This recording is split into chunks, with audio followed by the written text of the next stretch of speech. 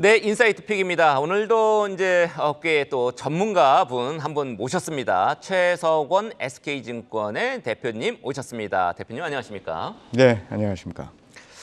네, 일단 대표님 간단하게 우리 소개를 한번 해주시죠. 대표님 어떤 분이신지. 예.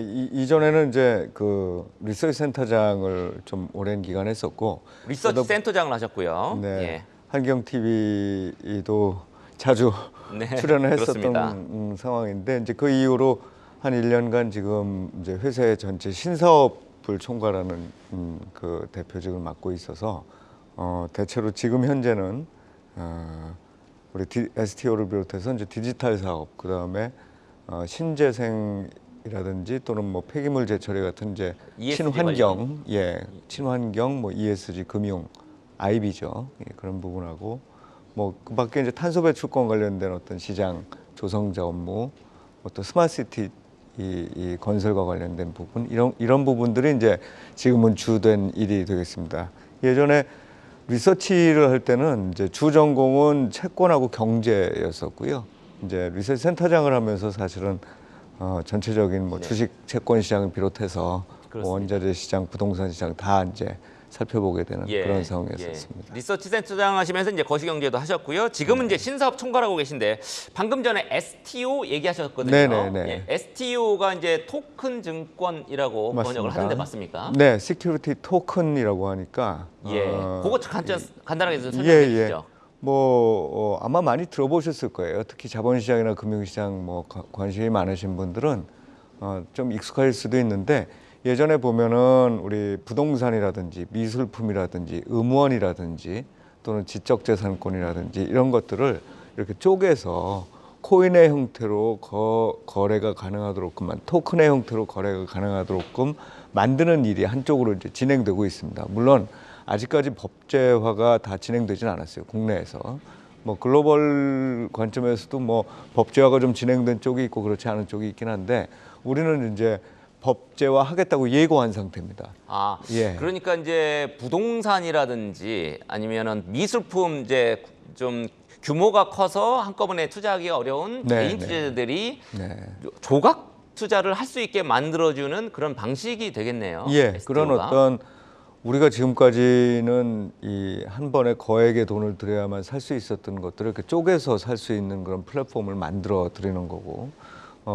이게 좀 더 확장된 개념으로 보면 과거에 이 주식이든 채권이든 지금 다 우리나라는 이제 원화로 발행이 되잖아요. 또는 뭐 달러로 발행이 되든가 화폐로 발행이 되는데 이것도 사실은 그 새로 만들어지는 어떤 법에 의하면 토큰의 형태로 발행될 수 있는 상황이고요.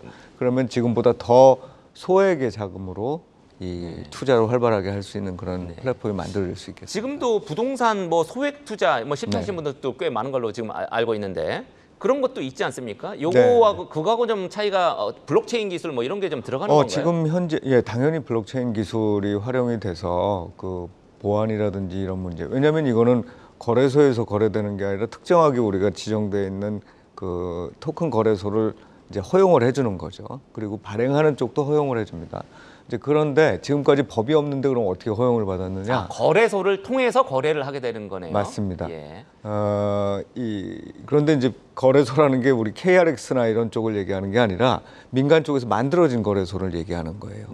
그 토큰만 거래되는 거래소. 암호화폐도 비슷하죠. 맞습니다. 그래서 이제 그런데 아직 법도 안 만들어졌는데 어떻게 됐느냐 보면.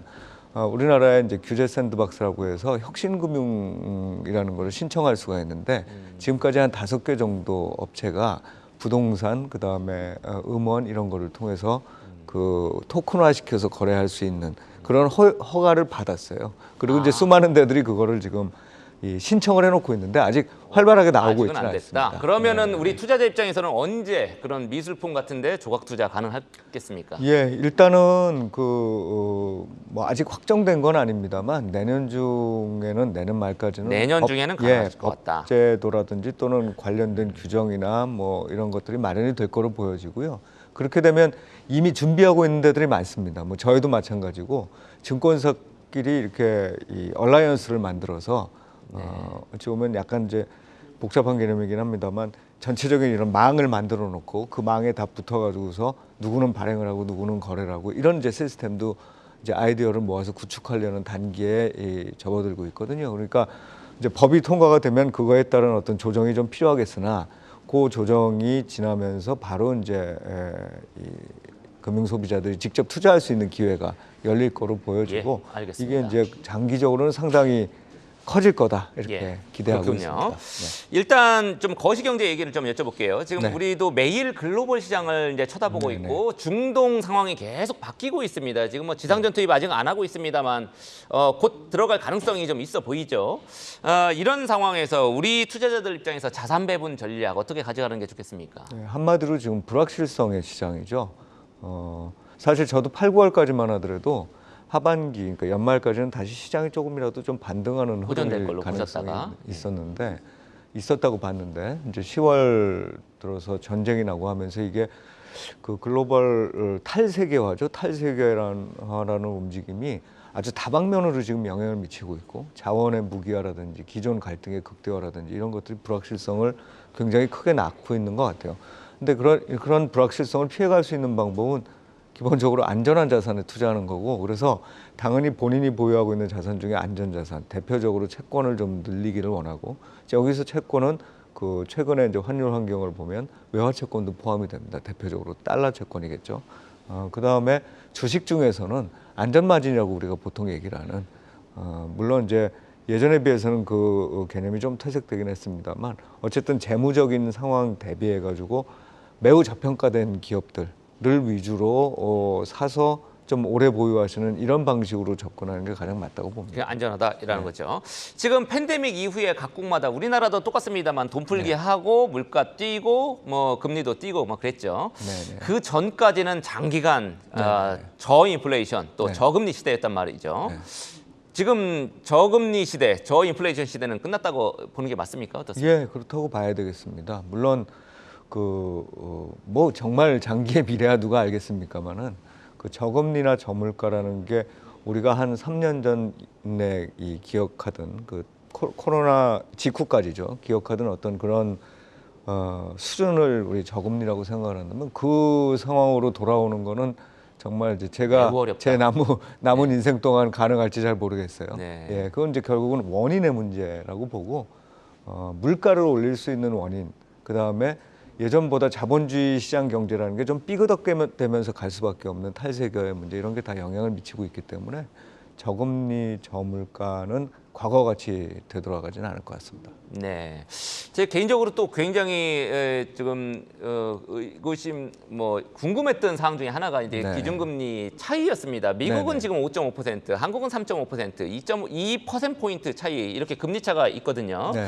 사실 이제 미국의 금리가 우리보다는 이제 네. 기준금리가 더 낮은 게 정상적인 상황이라고 이제 봤었는데 과거에 그랬습니다. 이게 역전이 됐단 말이죠. 네네. 재역전 될 언제 정도 이게 재역전이 될까요? 결과적으로 그렇게 가지 않겠습니까? 근데 이것도 당분간은 좀 어려워 보여요. 왜냐하면 금리를 결정하는 요소, 특히 정책 금리를 결정하는 요소 또는 이제 시장 금리를 결정하는 요소는 크게 나눠 보면 그 자금에 대한 수요나 성장성이겠죠. 실질 성장성이고 또 하나는 기대 인플레이션이고 또 하나는 이건 나쁜 건데 리스크 프리미엄입니다. 근데 지금 현재 보면 리스크 프리미엄을 제외한 나머지 부분에서 미국이 우리보다 훨씬 높은 수준이에요. 기대 인플레이션도 높고 성장률도 높고 그래서 역전하기 어려운데 만약에 역전이 되는 순간이 오면 이건 매우 안 좋은 오히려 시그널인데 제가 보기에 지금으로부터 한 2년 내 다시 역전이 된다는 건 우리나라 환율이 굉장히 급격하게 오르고 이게 뭔가 뭐 그게 가계부채 문제가 됐던 부동산 문제가 됐던 이것들이 국내 경제 리스크, 금융시장의 리스크를 굉장히 크게 끌어올리는 상황이 될 거기 때문에 지금은 이게 대단히 자연스러운 현상이고 적어도 한 2, 3년간은 유지될 거로 보여집니다. 네. 네, 특히 이제 우리 한미 간의 경제 성장률 요 차이에서도 좀 비롯된 것 같은데 네네. 미국 같은 경우에 올해 경제 성장률이 한국보다 더 높을 가능성이 좀 있어 보입니다. 그렇습니다. 예, 내년에는 이제 미국이 더 높을 걸로 많은 네네. 국제기구들도 지금 예상을 하고 있고 네. 그런 부분도 영향을 좀 끼친 것 같은. 예, 당연히 그렇다고 예. 보여집니다. 네. 그렇습니다. 이제 우리 코스피 지수 2020년 이후의 코스피 지수 이렇게 흐름을 보면 미국처럼 팬데믹 직후에 우리가 급등을 했단 말이죠. 그러다가 이제 지금 지지부진하고 네. 미국 증시는 그나마 이제 최근에 이제 떨어지기 전까지는 괜찮았다가 네. 괜찮았습니다만 한국 증시는 지지부진했단 말이죠. 지금 약간 좀 소외됐다 이런 뭐 생각도 드는데 전망은 네. 어떻습니까? 네, 소외된 거 맞는 것 같고요. 그런데 이런 소외의 그것도 원인이 있을 텐데 결국은 뭐 코로나 이전 뭐부터도 계속 나타나고 있던 게 미국이 자신의 어떤 이익을 극대화하기 위한 어떤 전략적 선택이 탈세계화였다고 생각이 들고 뭐 그거는 또 다른 구조적 이유가 있겠지만 그 과정에서 미국 이외의 다른 지역, 특히 대표적으로 중국이 굉장히 안 좋게끔 만드는 여러 가지 정책들이 지금 시행되고 있습니다.